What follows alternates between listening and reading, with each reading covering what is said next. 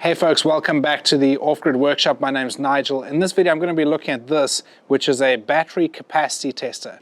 Now if you are in the market for some lithium iron phosphate cells and you are going through the swamp of trying to find a good supplier, trying to figure out which cells are good to buy, which ones are going to meet your needs, all of those sort of things, then I would definitely recommend getting one of these units. And I'll talk to you about why in a minute, but just before I do, essentially what this does is you've got an input here, and it's a generic battery tester where you can have multiple inputs. So you can have, a lot of people will use these for small little lithium cell batteries that you use in things like remote control cars, planes, things like that, even vaping pens, all that sort of stuff.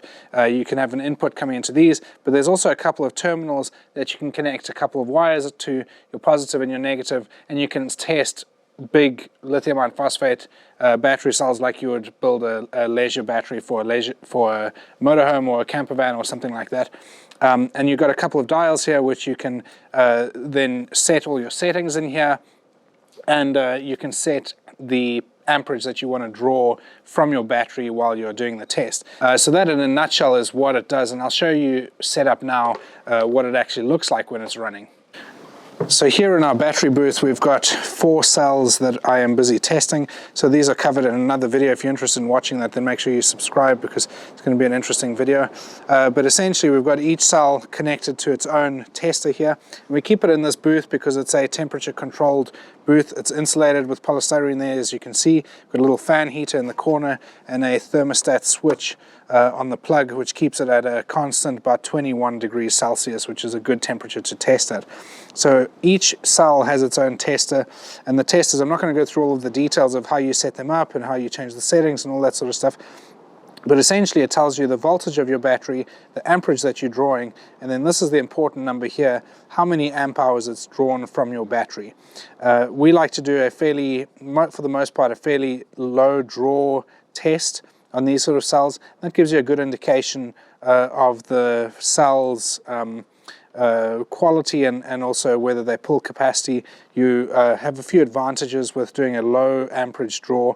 Obviously you're not losing a lot of your voltage on the wires, and various other reasons why that's beneficial. Obviously it is beneficial to also do a high amperage test, but that's a little bit more tricky because you have things like your voltage loss is greater and all those sort of things. So there's stuff like that to take into account. But for a sort of peace of mind exercise, if you're buying cells, this is quite handy because you can run your cells without too much risk of going into a deep discharge, because you can set this to stop at a certain voltage before it gets dangerous for your cells, and then that'll tell you whether you have got cells that reach the capacity that they're advertised at.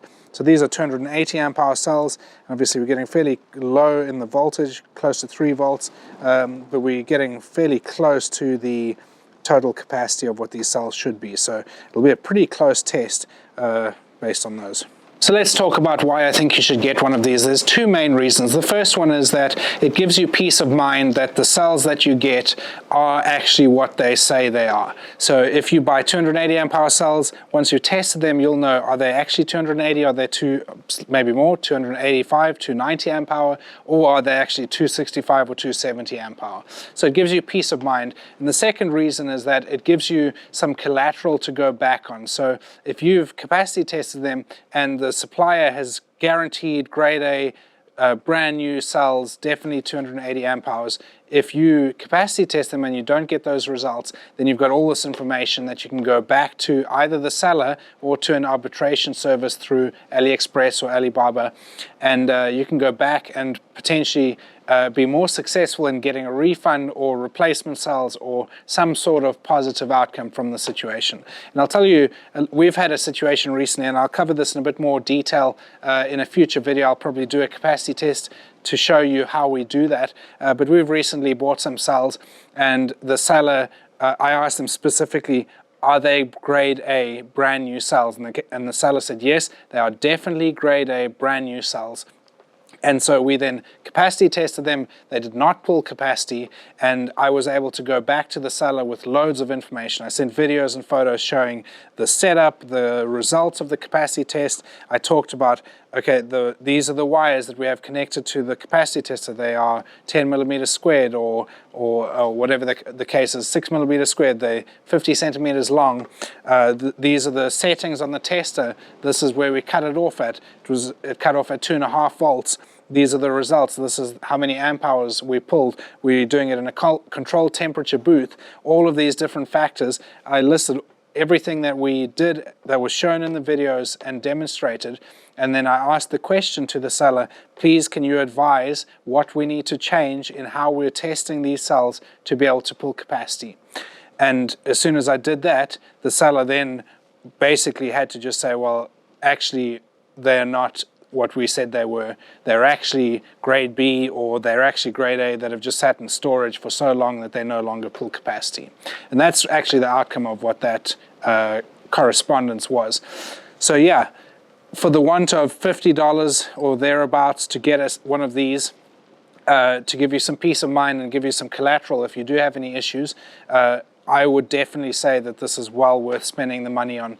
And especially if you are already buying the cells from China. So realistically, you've got minimum 4 or 5 week wait to get your cells. More realistically, probably 6 to 8 week wait to get your cells. These testers, if you buy them from AliExpress, they'll generally be sent by air mail, which will take probably a couple of weeks to get to Europe, UK, or the US. So really not a long time in the grand scheme of waiting a couple of months really to get your cells. So yeah. If you want to get one of these, I'll put a link down in the description. You can go and get yourself one of those. But hopefully that's been useful. And if you have any questions or anything that you are not sure about in terms of buying from China, we'd love to know in the comments down below, and we can cover that in future videos, because we've bought literally thousands and thousands of cells from China, multiple suppliers, got loads of horror stories to share, and hopefully some valuable advice, and we are hopefully able to help you on that process. So yeah, enjoy, and good luck with building your battery, and we'll see you in the next video. Thanks for watching. Cheers.